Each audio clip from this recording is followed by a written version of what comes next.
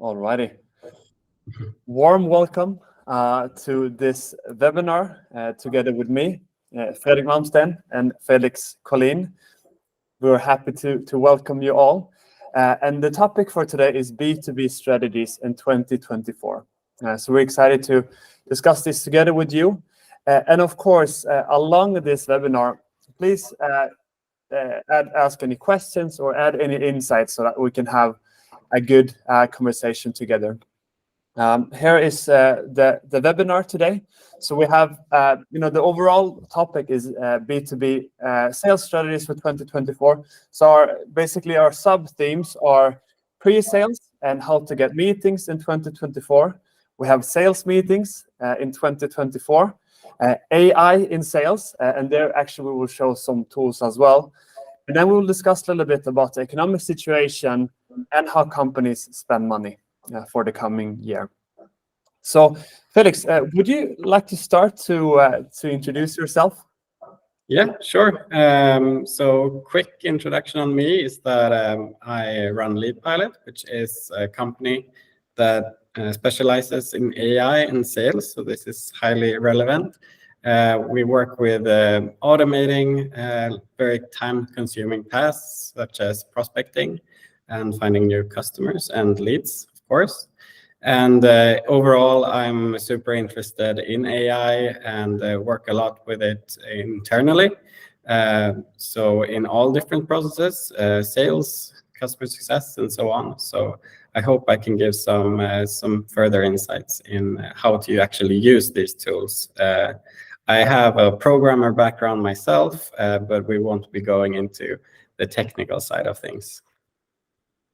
Great, and you will have opportunity as well to show a little bit some magic with AI during the session with your tool. I can also shortly introduce myself. I'm Fredrik Malmsten. I'm a sales manager at Seidat, originally from Sweden, but I moved to Helsinki about 2.5 years ago to pursue business studies, and I started at Seidat for about 7 months ago. So still pretty new, but also long enough that I know most of the processes. So if we kind of start up a little bit here with the agenda, the first topic today is pre-sales and how to get meetings in 2024. And we will discuss this from both an inbound and outbound perspective. Felix, could you start us off a little bit here with this topic? Yeah, of course. So going into this topic, I think it's important to distinguish inbound and outbound going into it. It can be a little hard to distinguish, but inbound is more about nurturing like the incoming. A good example is the people that visit your website. That's a pretty obvious inbound. And outbound is more of an outreach. And we will also talk a little bit about nearbound, which is a new concept, which will be covering more in 2024, I think. So that's a quick introduction to the different parts. So I guess we're starting with inbound. Yes, great. So I can start a little bit. We can start a little bit with webinars, and then we will continue on. First of all, how to get meetings in 2024? Well, there are, of course, hundreds of different ways, and we won't cover all the 100 different ways. We will cover some of it, and of course, there are more things to add as well, but we won't have all the time in the world, but we'll do the best we can. The first one, I would say, is that would be good thing for companies to consider during the coming year. If you don't do it already, start doing webinars. And the benefit is that just doing a webinar, of course, it takes a little time, but just a few hours. But in those few hours, you might have like hundreds of people signing up for your event, which means that after you've had a webinar, you have a lot of warm leads that you can call and try to book a meeting with and hopefully close a deal with. So for me personally, that has been, I have barely focused on outbound for a long time because I've been quite blessed or lucky to have had a few webinars where I've been able to call those people and to engage. And it's so much more efficient way if you spend like a few hours preparing for a webinar, and then let's say 100 people that register. You will need to do quite a lot of work to have 100 hot leads that you can call just in a couple of hours. So would you like to add anything there, or would you like to go more into networking there, Felix? No, I think you're more experienced with webinars, and that's why I'm here as well. So I think you covered a lot there. So I'm happy to move on to networking. Sure. Go ahead. And talking about networks and like networking in general, there's lots of different ways to do it. I think maybe you can tell me a little bit about how you work with this, Fredrik. But most people think LinkedIn, like social networking. I do want to highlight that there are a lot of physical networks going on if you have the option. If you live in a city when there's physical networks going on, it helps you to get closer with your like prospects or meet different companies. And also, like we do, I'm in several different networks, and they have tons of different focuses. Some of them are more focused on you as an entrepreneur, and you get to share experiences and learn from each other. And indirectly, you get to meetings, and as long as you're going into it being genuinely interested in hearing about different companies. And me as a quite young CEO, it's a learning experience as well, and you're getting those meetings at the same time. So if you're approaching it with genuine interest when you're networking, and not just in a like straight sales focus, I think you're going to get a lot more out of it. And if you're helping to connect other people with each other, I think those are more like common sense when you're doing networking, but it's still worth stressing that point. Yeah, I completely agree. Especially working with sales, that is so important to go to different events and try to meet people that would be in your ICP, and in that way connect. I've had many good experiences during the fall here in Helsinki. I don't know how it is in Stockholm, Felix. Do you have a lot of events coming up where it's easy for people to connect? Yeah, I think December is a pretty hectic month with I don't know what it's called in English, but Christmas tables and so on. But it's a good opportunities to network all year around in Stockholm. Do you have any tips for a place for anybody here maybe living in the Stockholm area? Like any tips on networks or places that you can go to network? Of course, we have the pubs and things like that, but more kind of formal places. I think you should look into joining a network. I'm not really. There's not really a lot of places to show up. There are a lot of like co-working places that do host network events, but you can also join Business Event Network is one of them. BDX, which is actually a digital network as well, if you can't manage to get around. So there are lots of different networks to join as well, and you can try it out and see if it's the right fit for you. Great. I know at least in Helsinki, people living in Finland, we have. I'm a Swede, so I don't know all the places, but at least I know Epicenter in Helsinki. They have also in Stockholm Epicenter there, and I have been joining quite a few events during this fall, like AI events, and about different topics. And for me, that has been a very, very good way to connect with more people, but also to book more meetings. Going into the next one, I think this is a quite interesting topic. Content marketing.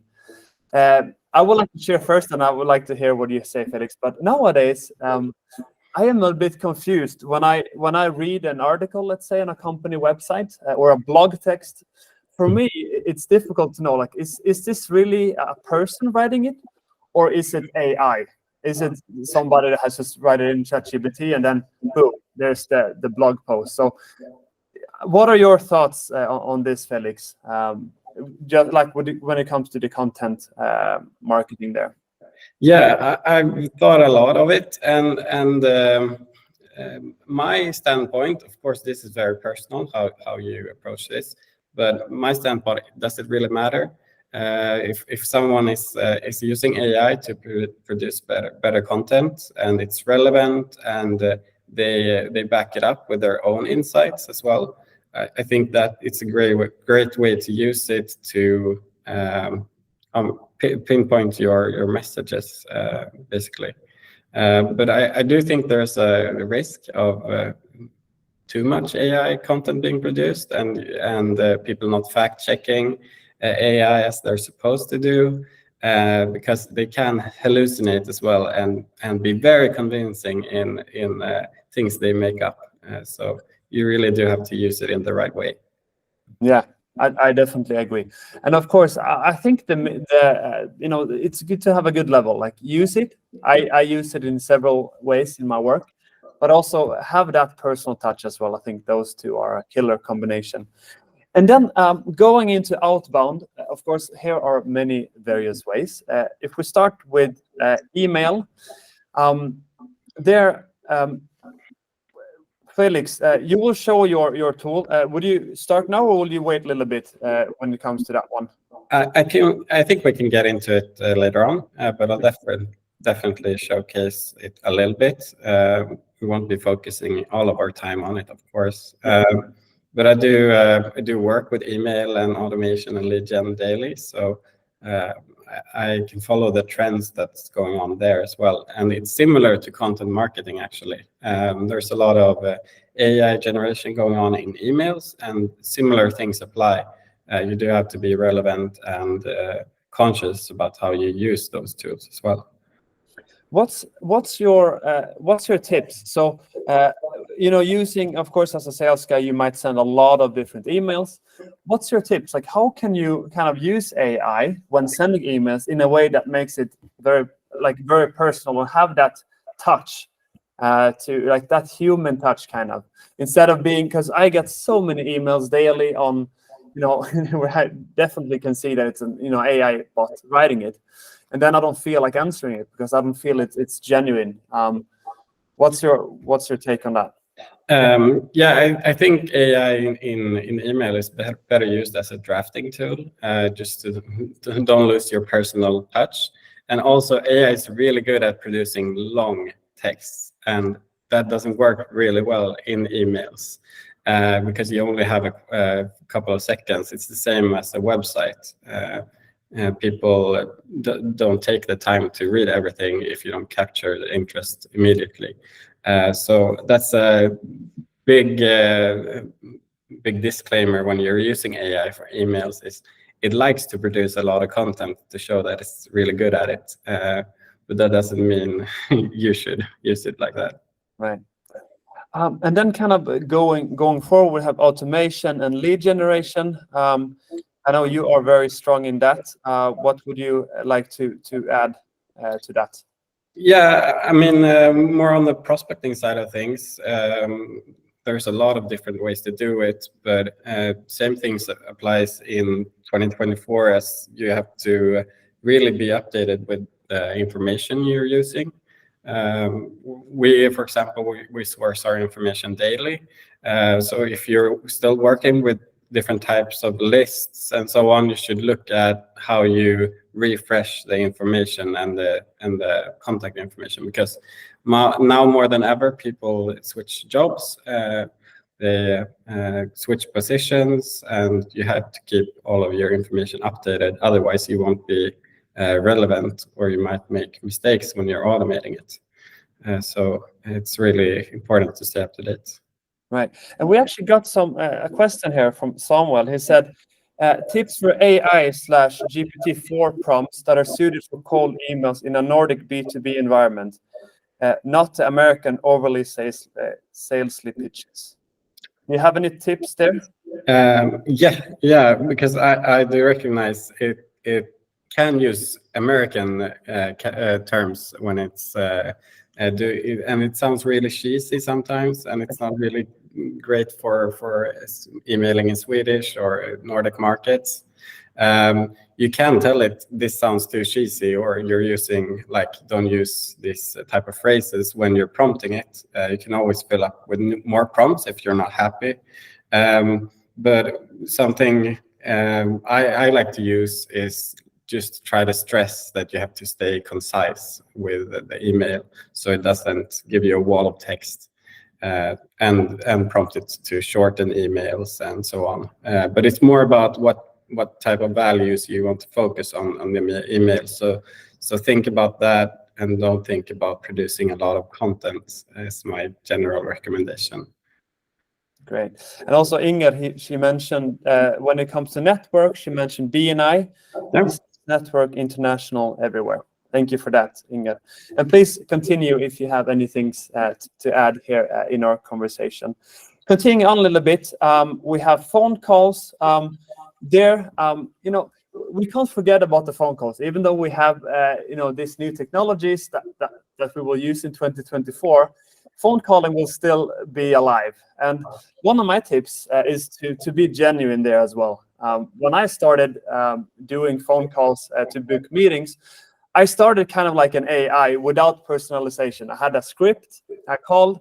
I say, hey, I'm calling from this company. We have a tool that will save 50% of your time. You will sell more. Would you like to book a meeting? And usually I got clicked after 30 seconds, 1 minute. But then we had this training internally, and we discussed, okay, what are some better ways to go around and go about this? And I started to be more personalized when we're doing the phone calls.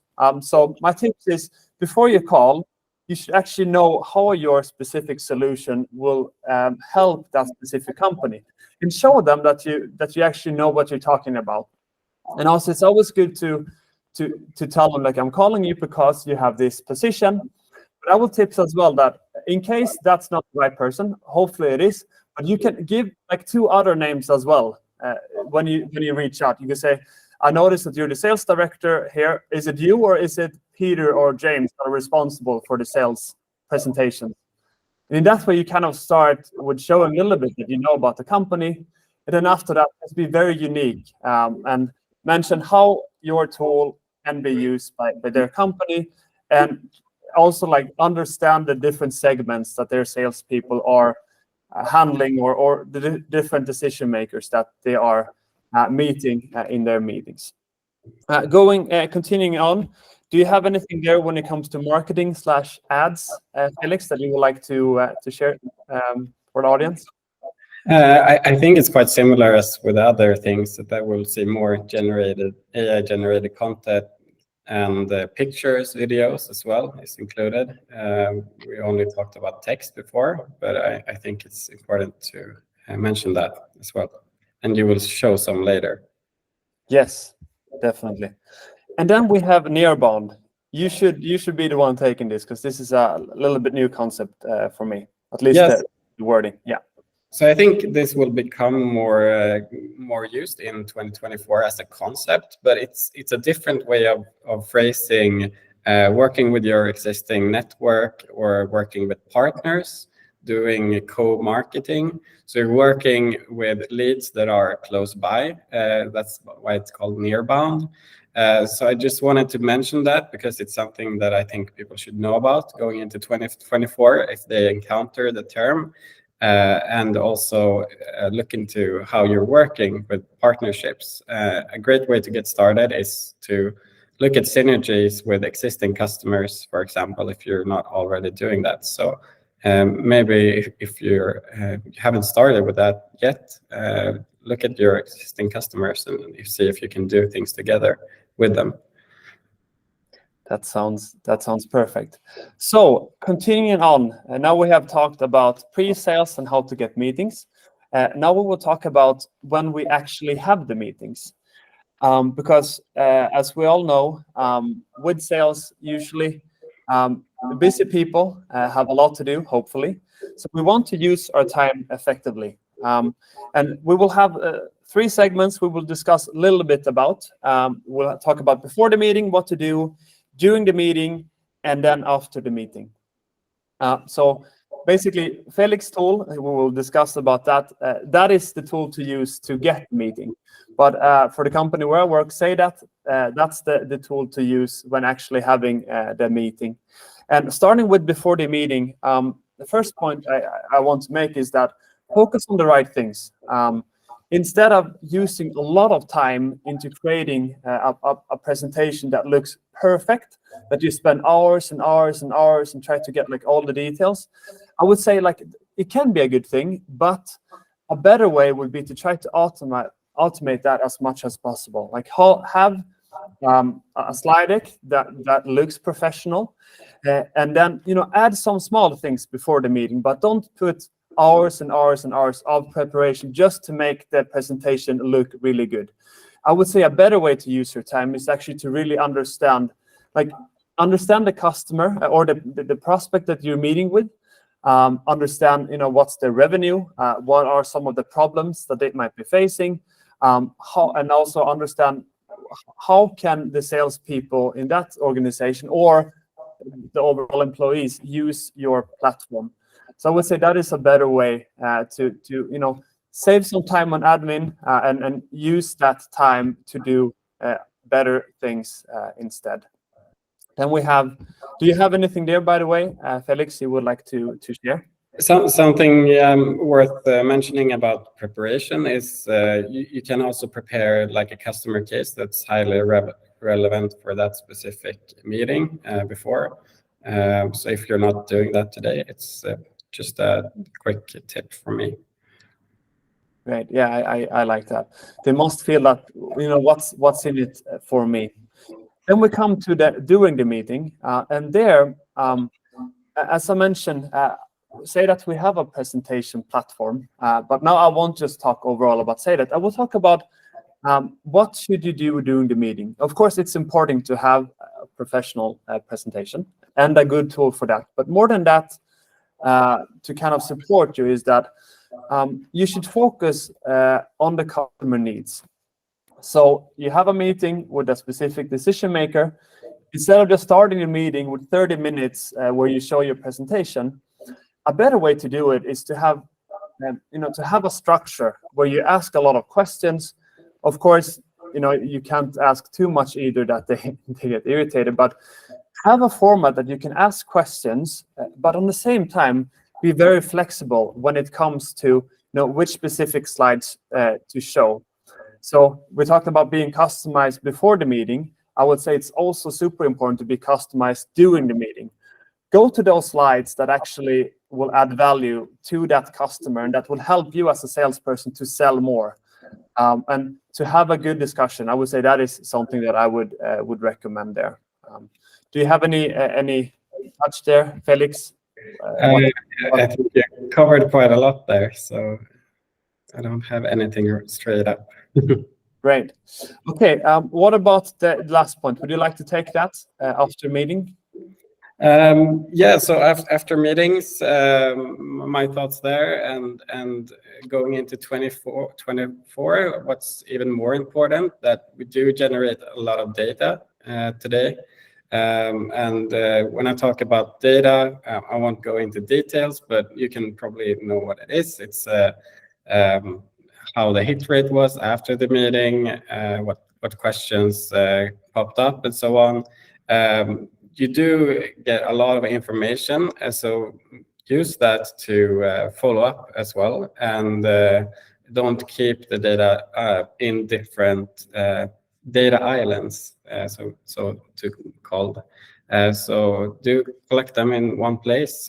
Nowadays, a lot of systems talk to each other, so connect them and bring them all to one place and have one single source of truth where you can. Sometimes it's not possible, but it's good to have one place where you can look and get insights on a customer.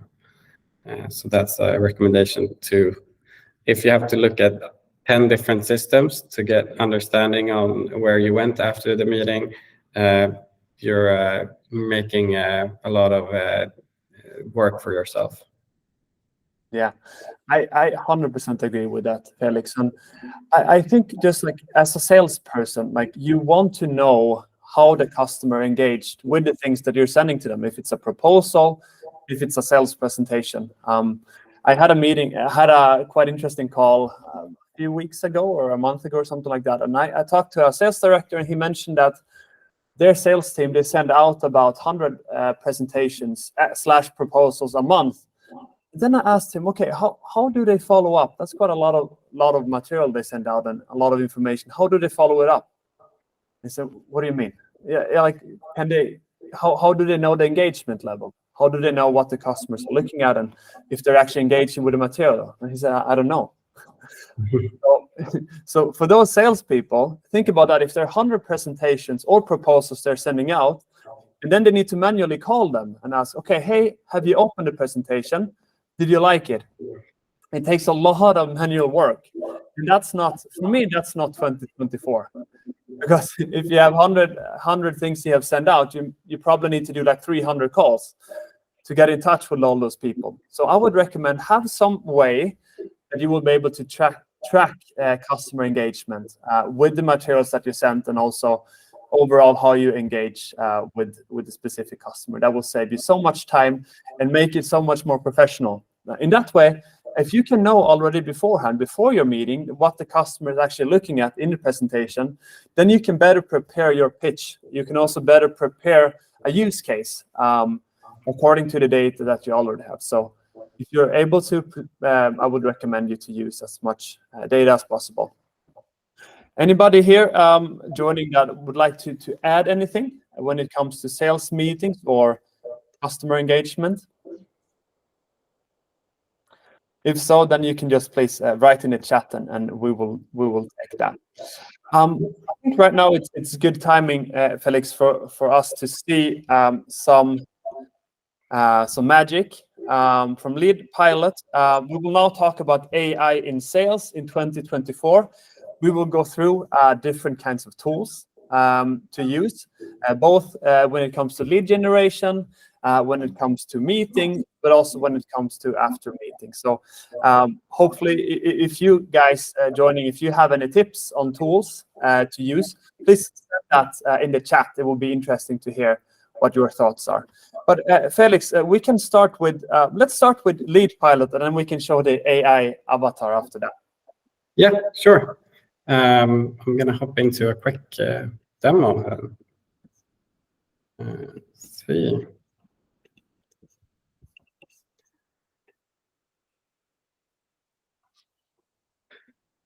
There we go. I think you should be able to see everything now. Yeah. And I won't go into details and going on and about LeadPilot, but I just want to show it and showcase it a little bit.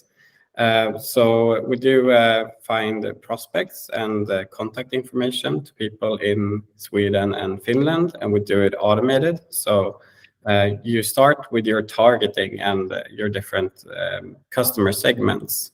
And here it's super important to be as relevant as possible. So you can filter on what industries they are in, and what type of company it is, number of employees, and so on.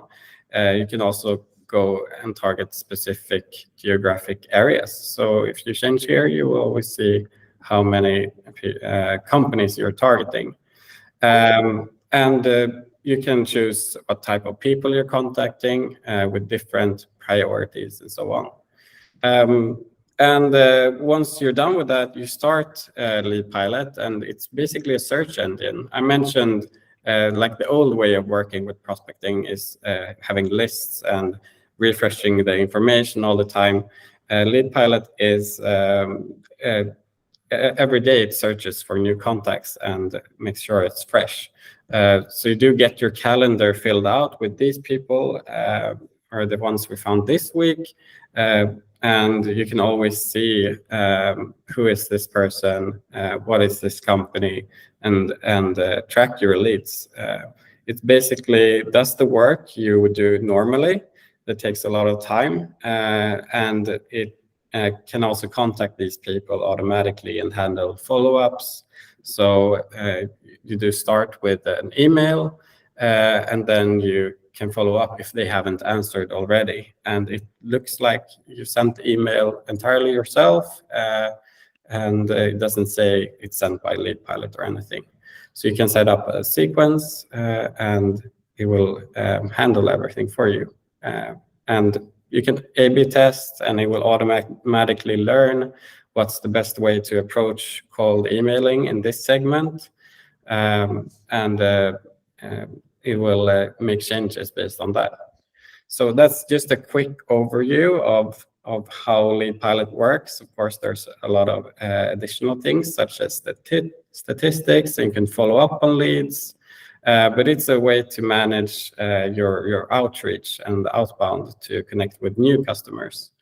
And it saves a lot of time. I think in average about 10 hours per week in prospecting and handling emails.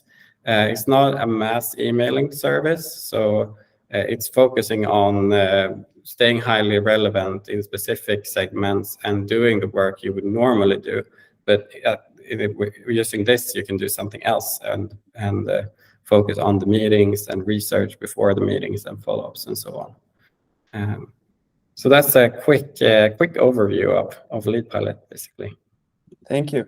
So Felix, just when it comes to your tool, what would you say, like using your tool, how many meetings can somebody expect that they can actually book with your tool? Let's say on a monthly basis. Of course, it depends on how much you use it, but what would you say there?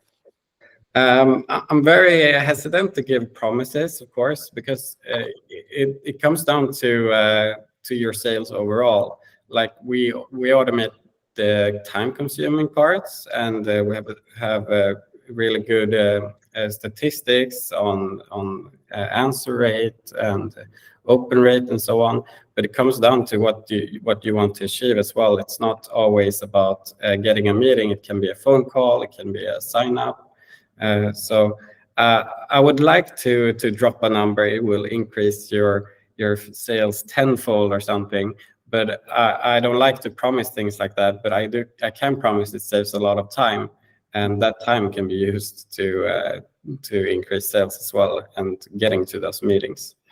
So it's a good question, but I will give the political answer, I think, because it comes down to what are you selling, what's your brand like, and things like that as well. Yeah, and we have a question from Andreas Olsen. Does the tool work for Germany? Not Germany, unfortunately. We focus on Sweden and Finland right now. There are tools that works in all different countries. So you can have a look at that. We focus on specific areas because we work with company information that are sourced from the government authorities. So it's as updated as possible. So that's our main focus. But we're always looking to grow in more countries as well. But I can't tell you more than that right now. Right. Of course, you won't go into any other countries now. But what do you see in 2024 for your company? Like, do you think anything specific will change how you go about things? Will you perhaps open up a new market, or Yes, we have more markets on the table for next year. That's basically all I can say for now. But going on in the company overall and talking about sales, I think AI has changed a lot of our internal process as well, because we do use it everywhere, and we won't talk a lot about ChatGPT today, but started using it more as a search engine as well, which is something I can recommend if you have a hard time getting into AI and really using it. Is instead of Googling things, try to use ChatGPT to get it into your workflow. So yeah, that's a short about what's happening in our company, and also a lot of focus on product-led growth. So we're focusing a lot on the product, having a free trial so people can sign up and just try it out as well. Yeah, lovely.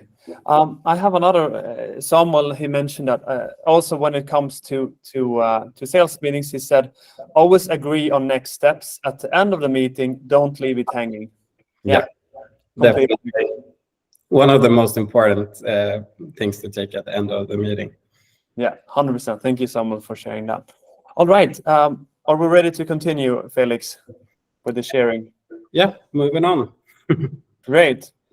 And now you can still see my screen, right? Yep. Great. So I would like to show you something here.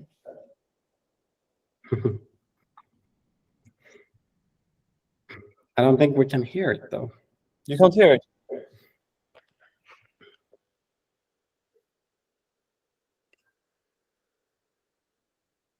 We can't see it. Let's see.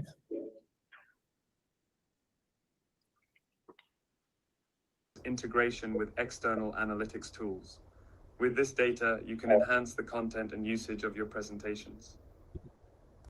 Can you hear it now? If I put it on again. So basically what this is an AI avatar. So our marketing, one of our marketing people, she reached out to me and said that, could you record a video, 2 to 4 minutes, where you just speak about something random. And then I sent the video to her, and then she sent back this video to me where I speak with a perfect British accent. I don't mind my Swedish accent, but this has a British accent and with something completely different. So let's see if you can hear anything.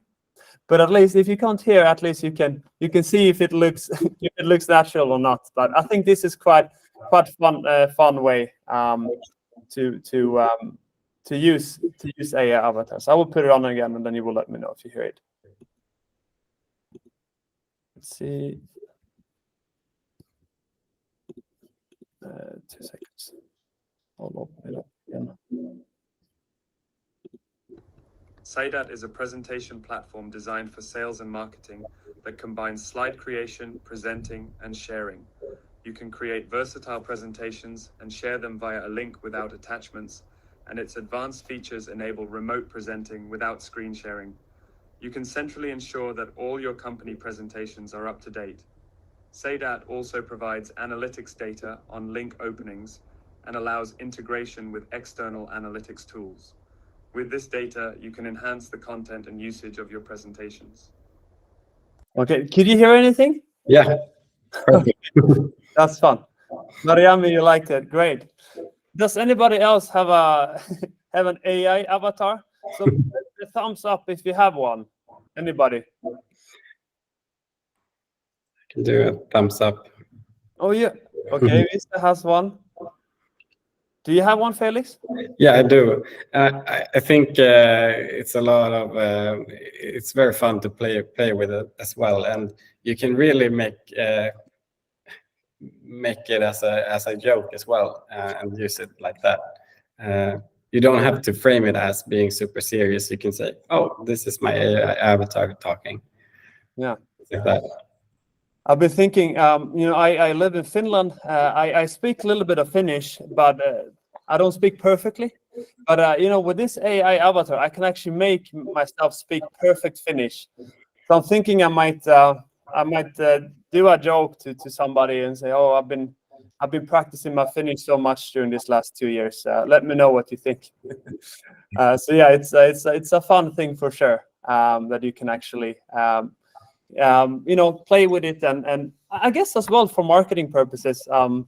You can add some text that you want. So instead of filming something every single time, you can just put the text you want you want the person to say, and then it just goes automatically. So I think it's pretty fun. Yeah. All right. Now we have talked about. So you want to say something there? Yeah, I think a great way to approach this is as well thinking about, you don't want to make people feel tricked about it if you're using it. So have fun with it, and don't try to trick people using AI, because I think that can cause a lot of problems. Yeah. I agree, 100%. So another tool that I would like to show. Well, I can't show too much right now, but at least I will show a little bit. It's called Weasley. So I use this one for reaching out through emails. So instead of of course I do write emails as well, but this is quite interesting actually. So it's my friend from Sweden in Malmö who created this.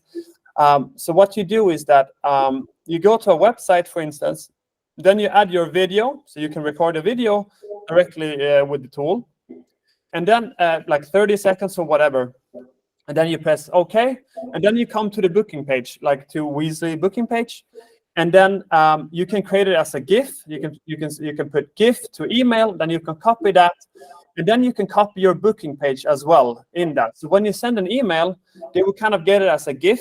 So then you can kind of see the video a little bit, like a small small image of the video, and then when they click on it, they will be able to watch the whole video with you presenting how your tool can help that specific company, because you will be at the company website where you will actually explain why you reach out to that specific person. So for me, I feel like it's a more genuine way than just writing like an email or like a cold email with AI. Of course, if you do a warm one with AI, that's really good. We talked about that. But for me personally, this has been quite interesting. And then when somebody opens that email, then I will also get a notification. So for me, that has been quite interesting. Have you tried any similar, Felix, or anybody else joining that has tried any similar tool? Yeah, I've been using automated booking for calendar for a while now, and if you're not using it, I can really recommend it because it's appreciated for customers as well. So yeah, book a follow-up with me, or if you're following up on in sales, just sharing your calendar is really good, because then you don't have to like you used to do, like suggest 3 times and they count those 3 times, then you have to have that conversation back and forth just to find a meeting slot. So if you're not using it going into 2024, look into having something just to book things directly in your calendar. Yeah, I completely agree. Yes, there are some other tools as well that we would like to mention. Could you go a little bit shortly into Fireflies? AI? Yes. So Fireflies is just an example of a dictation tool. I think just having time to focus on the meeting and having something dictate the meeting, or like write everything down, taking notes, is a good thing to look at. There are tons of different tools for that. Fireflies is one example, because you can use those notes to summarize it with AI later on. So having more data now, when AI is being used more and more, is never something bad. You want to generate a lot of data, then you use AI to like manage it and summarize and help it with your next steps in the sales process, for example, is also great. So having some tool to take notes during the meeting is something I would recommend. Yeah, absolutely. I agree 100%. A tool that I've been using is called Epic Brief. Also, again, my good friends in Helsinki, Anton and Miro, created this app, and so you should look them up. They actually got €1 million funding recently, so they're building this world-class app that you can use to automate the notes that you do during sales meetings. So basically what this do is that it goes into the meeting. So you should tell the person that you're meeting with and say, hey, by the way, I have this transcriber for me, just for your information. So you should always be very transparent when you go into a meeting and mention that you have somebody that takes notes for you. But what I really like there with that tool is that it records the meeting, of course, and then you will get the transcript afterwards, but it will summarize the key points. So it will summarize, okay, this is what you discussed, this is some of the action points that you have, and you can even create your own template in the tool directly. So if you have Medic or any other sales methodology that you use, then you can use that. So in that way, you can save so much time. And also you will get high quality notes directly. And something that I like there as well is that they have search bar as well that you can search. You can ask, okay, was there something specific about this topic we discussed in the meeting? And then it will look through the recording, like the transcript, and then it will mention that. So it's pretty cool that you can ask AI to some questions about the topic or the ones that you have discussed during the meeting. Yes. Then, of course, anybody else that have any other tools that you've been using, please write that in the chat. It can be useful for us. Yeah, I saw someone using a woodpecker, and usually it says injects into the chat like there's transcribing going on. So. Right, that's true. That's also true. Yes. Then we have after meetings, CRM and proposal tool. Would you like? What do you like to say about that, Felix? Starting with CRM. Yeah, I do work with a lot of different CRMs because we're the first part of the sales process, and then you continue working in your CRM if you have one. A lot of CRMs right now are, of course, looking into AI. And I think a lot of them are launching more AI features in 2024. It has a lot to do with sales intelligence and insights. So finding deals or opportunities in your existing business, but also following up and managing your workflows overall. So I think there will be a lot of things happening in the CRM, and that's also a good opportunity to get as much data as possible, because if you have the data, you have your transcribed meetings, a lot of data in the CRM, you'll have a running start, because then you can feed a lot of things into these AI things that we'll be releasing as well. Yeah, I 100% agree. So I don't hope there are salespeople here that still does all the notes in Excel for customers they're meeting. Well, you don't need to put your hand up if you do it, but if you do, please consider using a CRM for 2024, because that's a need, that's a must-have, I would say. Yes, going into the last part, proposal tool, I think that is also important. Instead of somebody sending you a paper that you will print out and then sign, it takes so much time. And I don't know, does everybody have even a printer at home? You need to go to the office, and then you need to connect with the Wi-Fi at the office, and then you need to find a printer. Yeah, that's a lot of hassle. So if you are if you're smart, use a tool that you can sign online. I would say that, for instance, in our tool in Seidat, the good thing is that when you send a proposal or a presentation, let's say that you do a mistake, that you put 1 0 less or more than you should, then you can just adjust it yourself directly in the platform, and then it will be updated directly for the customer. So I would say use some kind of tool where you can be flexible. You don't need to send a long email to the customer and then say, "I'm sorry, I did something wrong. Forgive me, I did a 1 0 too much." Instead, just have a tool where you can adjust it directly, where you don't need to mention it, because it will be updated directly for the customer. Great. We have 12 minutes left. The time is running.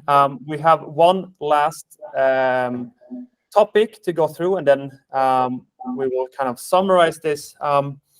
We have this economic situation, how companies spend money. Let's discuss a little bit. Felix, there you mentioned the Swedish recession. You can start us off with this. Yeah, it's not a fun topic to go into, but I think it's more about looking at how the behavior has changed a little bit, and of course it's very different depending on your industry. So each and every one of you probably know more about what's going on in your industry than me or Fredrik. But I think there are some general key takeaways that we will cover. But it's worth noting that it's so different depending on what you do and who you target. We work with a lot of different industries, so I get a good glimpse into each and every one, I would say. And it's similar as during COVID, like the event industry, you could tell what's going on there.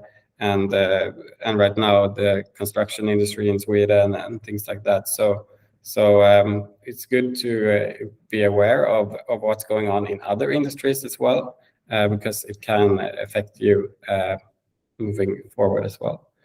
But I think it's more about the behavioral changes that we will talk a little bit about, and I think that's more fun to talk about as well, on how that has affected the overall situation. And going into 2024, a lot of things are looking better, and I think the consensus overall that a lot of people are seeing the light at the end of the tunnel, and that's with most things. I'm pretty young, so I haven't been through a lot of recessions, but I have a lot of people around me that have talked about, like, it's about a lot about group mentality as well.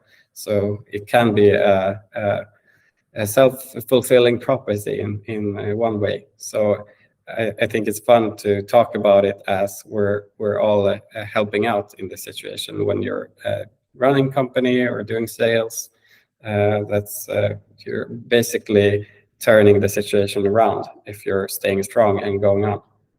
Yeah, I like that mentality. Let's expect that it will be a good year, and let's work for that. I think it's a lot with our mentality and our kind of mindset. Of course, I don't think it will be the easiest year either, but I also think like you, I think it will be better next year. And when it comes to that, I think must-have versus nice-to-have tools. I think that is something that I've been thinking about quite a lot lately.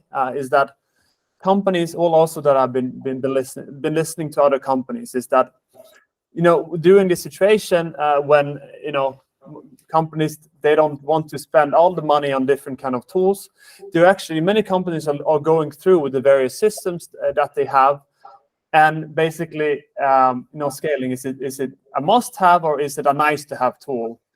And then they will keep the ones that are must-have.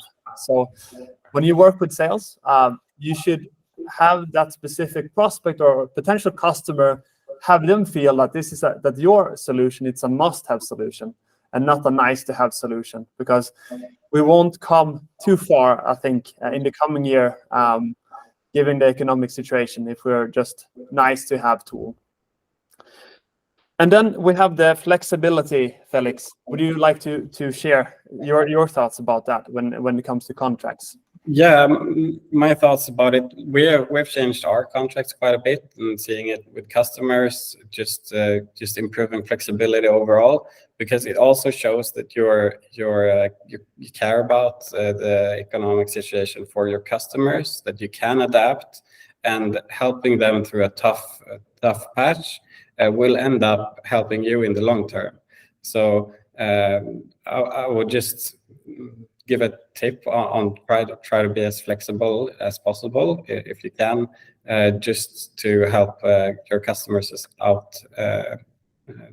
And of course, if they manage out of a tough situation, they will appreciate it, and you get to keep your customer instead of something else happening. Thank you. Yeah, I like that. I like that a lot. And then we have a last one, is that also what's seen, the trend is that it will be more sustainable growth, that companies will try to, given the economic situation, they might not get as much funding as maybe a few years ago. And this year as well was the trend that there was not as much funding given to startups, at least in the Nordics, but also, of course, around the world as in previous years. So the trend is also that use the money wisely. Don't just burn the investor money, but try to grow in a good manner, and use the resources in the best possible way. Would you like to end something with that, Felix? Yeah. Before I continue with Seidat? Yeah, it's of course it can be a tough situation for companies that have relied on external money. I, for one, is one of them, but going into sustainable growth, it's healthy for a company as well. So what helped us a lot is that we had this vision of where we wanted to be, and we're focused a lot on that, and that has helped us to like focus on product-led growth and things like that, instead of relying on patching things up with external money as well. So I think it's worth noting that it's super healthy what's going on, even though it can feel rough. You have to focus on the good parts if you're in a bad situation as well. Yeah, thank you so much. So when it comes to tools and overall the economic situation, just be wise, and then try to see like the value that actually the various tools and the ways of working, that it's sustainable. Right now, we will finish up. We just have a few minutes left. I will quickly just mention where I'm working, and then I will put up a QR code, and I hope that you will book a meeting with me and Felix, not at the same time, but individually. I will send you that. I will show that QR code just in a few minutes, and then you can book a meeting with us. We will be really happy to discuss more about sales with you. So please do that. But before that, I would like to just quickly mention about Seidat. We're hosting this webinar together with LeadPilot, Felix. And our goal at Seidat, first of all, we're a tool for the whole sales process, a presentation tool that you can use throughout the various stages of the sales process. And our mission and vision is to help sales teams to sell more, help them to have better collaboration within the team, but also with marketing, and also help them to have smoother processes along the way. And you can kind of explain, Seidat, using this slide that, there are, of course, different kinds of presentation tools on the market. We can say that there are first, second, and third generation tools. And Seidat is the latest generation tool, because you will be able to use it not only for a presentation, but you will be able to use it throughout the sales process. When you do the lead generation, you can use Seidat for that. When you do the contacting, when you're having the meeting, today we have been using Seidat, showing our presentation. And even after the meetings, you can create a proposal in our tool, send it to the customer, and even sign it with our tool as well. So talking about like having 10 different tools in the sales process, you don't need that. Would say that you can save a lot of money as well, because you don't need to have hundreds of or tens of systems. A good thing that I really like with Seidat is that you can get information. We talked about customer engagement today, and when you have a meeting in Seidat, after the meeting you will create a link to that specific presentation, and when the customer opens that link, you will get a notification directly. And in that way, you will better understand like how the customer is actually engaging with the material, and also in the sales process overall. So that are some of the things that I would think would be beneficial for you listening today. Another thing is that in Seidat, it's a tool where you will have all your sales presentations, which makes the whole sales process very transparent. So instead of having salespeople downloading the presentation on their computer where nobody can see it, you will actually be able to find your colleagues' presentations directly in the tool. So it becomes super transparent. You can update things in a click, and then it will be updated as well in the system. So please, if you have any issues with your materials, if you want to sell more, please make sure to book a meeting with us. Here is our QR code. And we will let it sit there for a minute or so, and then please book a meeting with us, and we can continue the discussion. I would also like to go into our websites. We have a few webinars as well coming for the next year, and we have had quite a few ones recently as well. So go into LeadPilot and look, and also going to Seidat, and we have some coming webinars there. Felix, would you like to end with something special here before we end? It was super fun to talk a little bit about 2024, and I'm happy so many people showed up. I know it's just a few days until Christmas, and I think it's a good indication just being here, preparing for 2024. I think it's going to be a good year. Yeah. And looking into AI is, of course, always fun. There's a lot of things going on all the time. We haven't talked a lot about ChatGPT and so on in this meeting, but it's always things going on there. I think it's covered in most things nowadays. So if you want to talk more about ChatGPT and things like that, you can do that in a meeting with me as well. It doesn't have to be about LeadPilot. I'm happy to talk about AI in general. Yeah, that sounds good. I agree. I also use ChatGPT in many ways at work. So definitely, I think we have touched a little bit upon it, but of course we need to stress it more that it's a very good tool to use along the way. Great. I think we are out of time. Thank you so much, everybody that joined today. We were so grateful, and of course you will get the presentation, the recording afterwards as well. And we hope to stay to keep in touch with you. So if you see if you see somebody calling you the coming days, then you probably can expect that it's probably Felix or I. So please answer, and let's continue the discussion. All right. Thank you. Have a good day and a good end of the year. Thanks.